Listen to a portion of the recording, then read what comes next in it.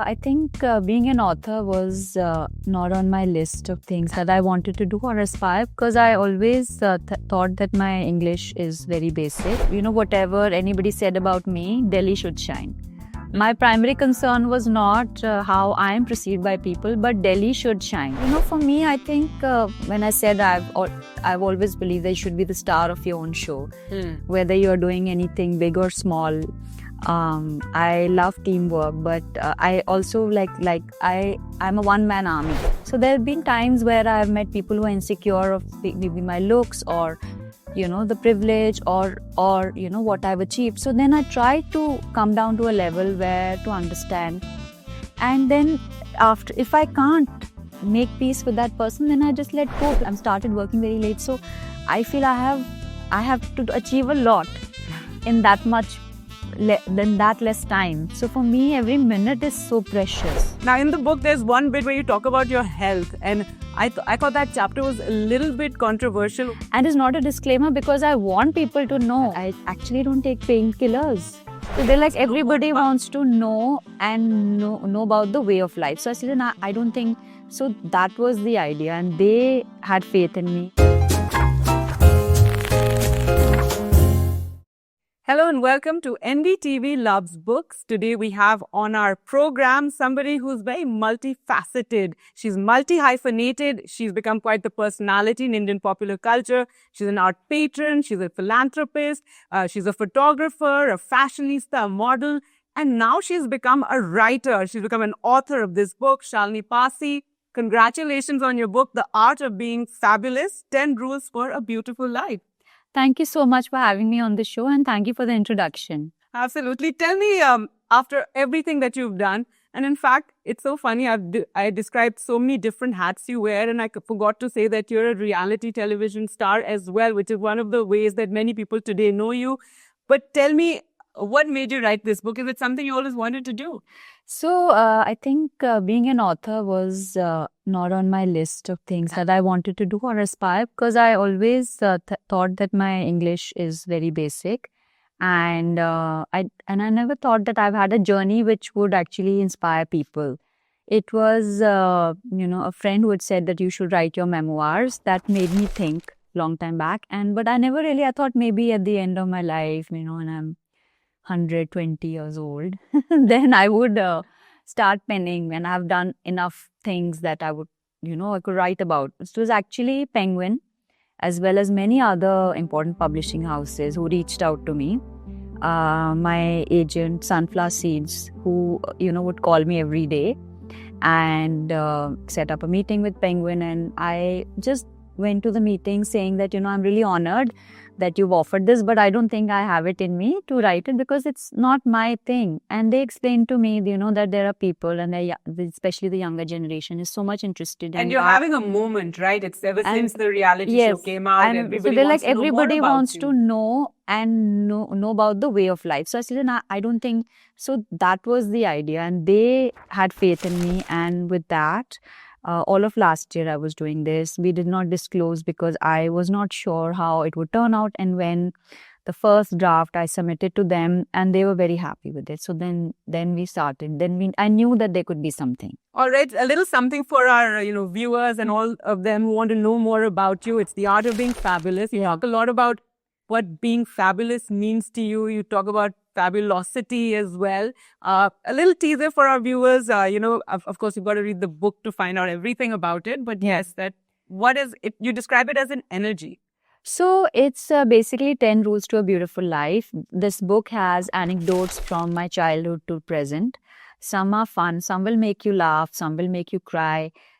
Most of them will make you think about your own journey. So my idea is not that, you get inspired just by what I've been through or what I have, seen through my life. But I want we all have these incidences in our life, and we should look back at them. And that's where the learning is. So it will make the reader think about their own journey, their own life.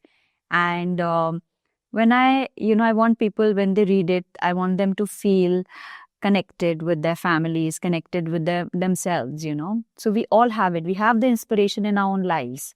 So that's the idea. I want to empower them, not just inspire. Right. So the chapters in the book are about, inner wellness, style, fame, philanthropy, creativity. And you go on to say that you can, pick and choose. You don't have to start it from the first chapter. You can pick and choose what works for you. But what I was a little surprised about is it's a very deeply personal book. You've shared so much about your childhood, about growing up in Delhi, your early life as after your marriage and your grandparents, etc. So did it take you on a journey when you started writing it? Did you not realize so much would come out about your personal life? So it's my grandparents. I've always said how I even like speak to them now. I seek their blessings at night, and they're my angels, and they were the biggest influence in my life. Both my grandparents, my dadaji and my dadima, and they were. People always feel that their grandparents are the best, but honestly, mine were not just loving, but they were also exceptional human beings. Both of them had this incredible quality, which was so different from each other and so different. I've never come across people like that in my life. So I learned a lot from them. Right, absolutely. And it's lovely to hear. It's also a lot of Delhi in it. And being a Delhi girl, you've really brought that out. There was something in the reality show as well, the Lives of Bollywood Wives. You really brought out Delhi. You tried to showcase Delhi. And it's obviously a city that you love very deeply. Yeah. So my concern was that, if whatever anybody said about me, Delhi should shine.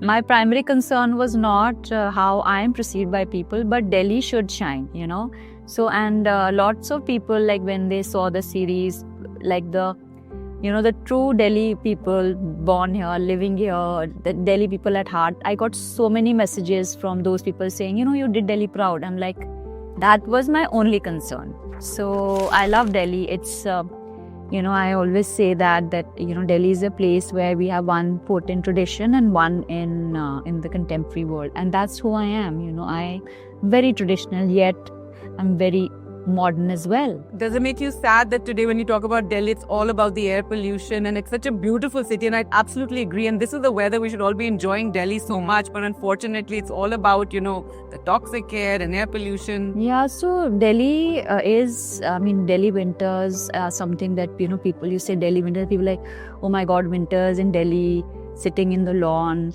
having mooli, sarson ka saag, and Delhi winter, the sun and the cold.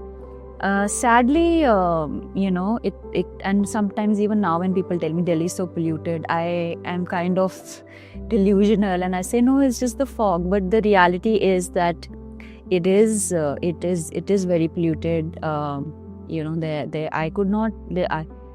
things that, it's really sad for the children, the young kids who have to go to school, the older generation, and the effect it will have on our generation as well, people. So I think this needs to be addressed. We are the capital of the country, and it's very sad because I love my city. I know. I remember those days when this was the best season of Delhi. This is the best season. Delhi winters have always been so, like, people go Delhi ki sardi. So what I also enjoyed in your book was, now I remember, at NDTV in 2024, you were, at our Indian of the Year, and you got Breakout Star. And we asked you then that, what does it feel like that you've suddenly become this star? And you said, well, I've always been a star. So, it was a great one-liner, and your show as well was full of these great one-liners, I beg your pardon. But in your book, you talk about how you were actually quite surprised by the response and how people, just reacted to you, how there was such an outpouring of fandom, love, women, older, younger, they all really appreciate. Yeah, I know. I'm so grateful, and thank you for the NDTV Indian of the Award. It was really an honor. And, for me, I think when I said I've always believed that you should be the star of your own show, whether you're doing anything big or small. I love teamwork, but I also I'm a one-man army, and I've always said that there have been times where I've been in a situation where and then I say to myself, I'm a one-man army, and I've been like that since I was a kid. And if you believe in yourself, things will happen for you. If you believe, so I just don't mean like the star of the show in a glamorous way, but it's the hard work as well, Sometimes I joke with the camera team that I'm the producer, I'm the director, I'm the set coordinator.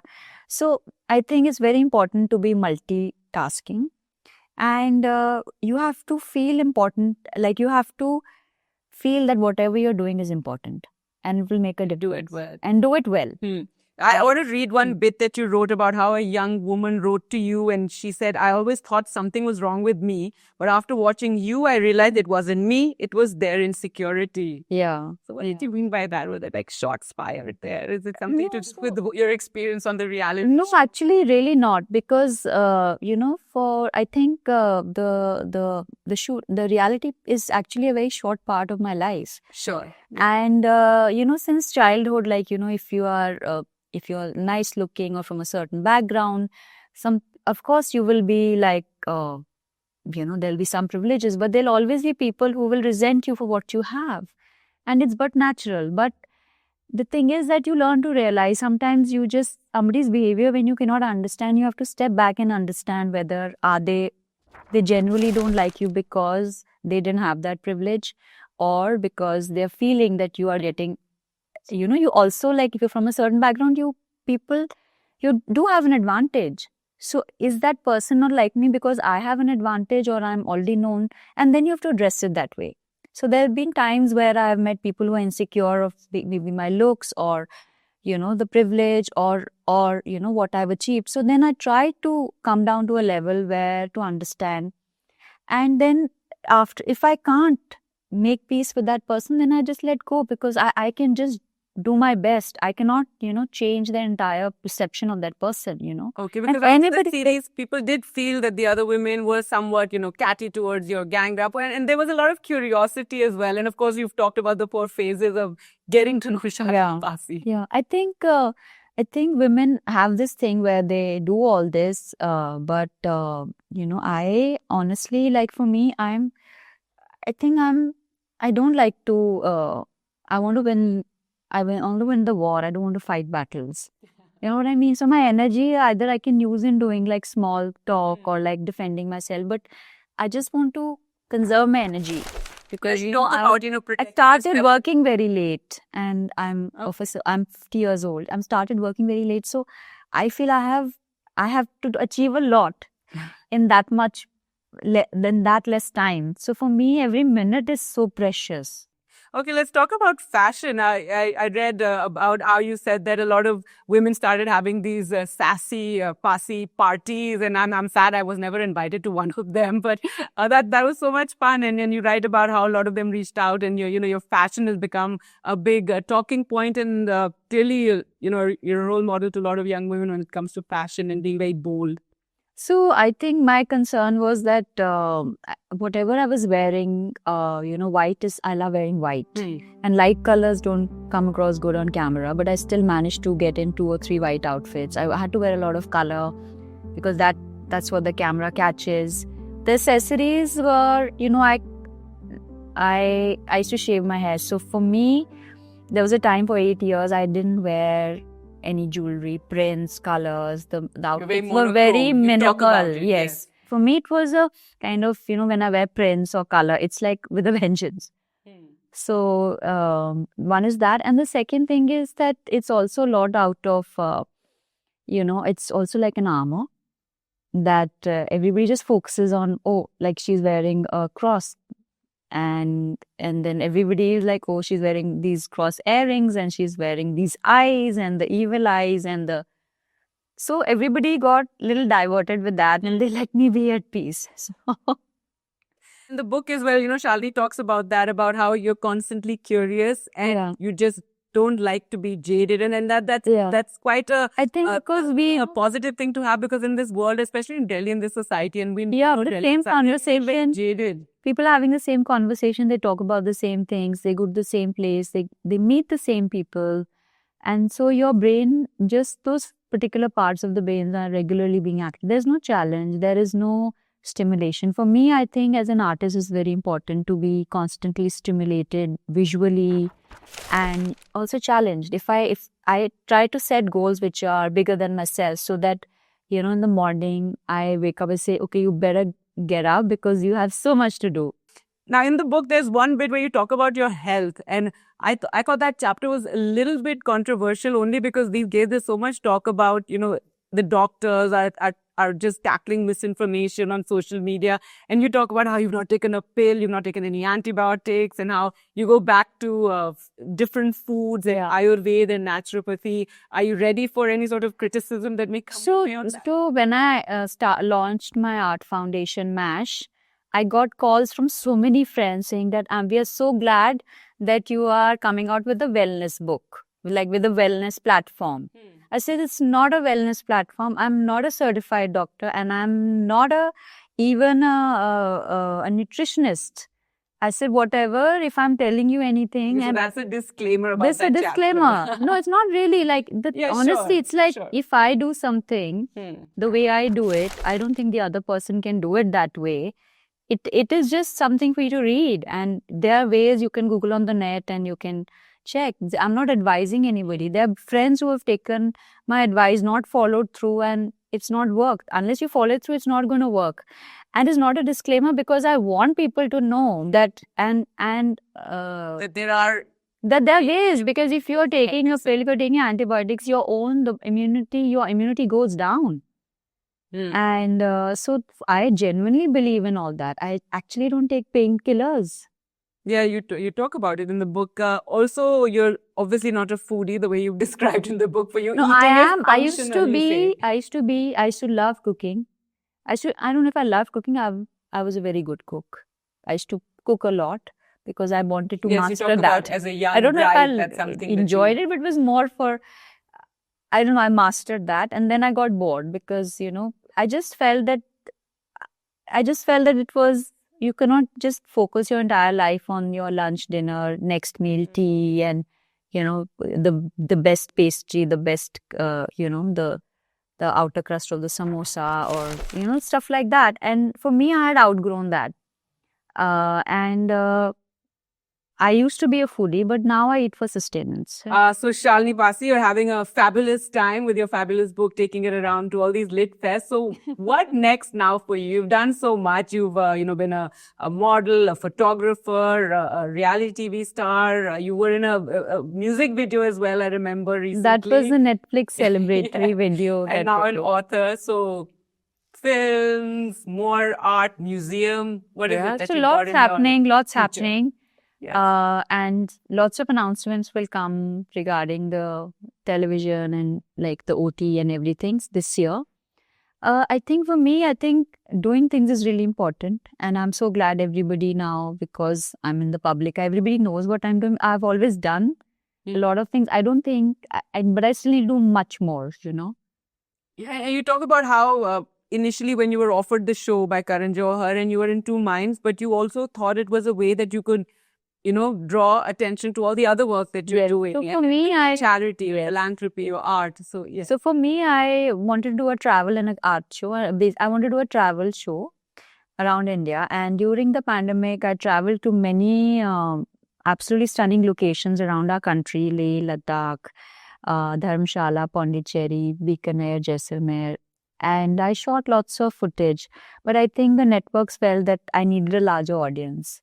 And the audience was not ready for just a cultural or an art show, or so for me, I think it was also building the audience, experiencing. And then when they said that, and Delhi, so for me, Delhi, like shooting in Delhi is like the ultimate thing. It's EV, they're coming to the house, so for me that was the plus point. All right, well, thank you so much, Shalini. Thank you so much for talking to us about your book. That's the book, The Art of Being Fabulous, 10 Rules for a Beautiful Life. So you can get it on Amazon, and I really enjoyed reading it. So thank you, congratulations. Thank you, Gargi, for having me on this amazing show.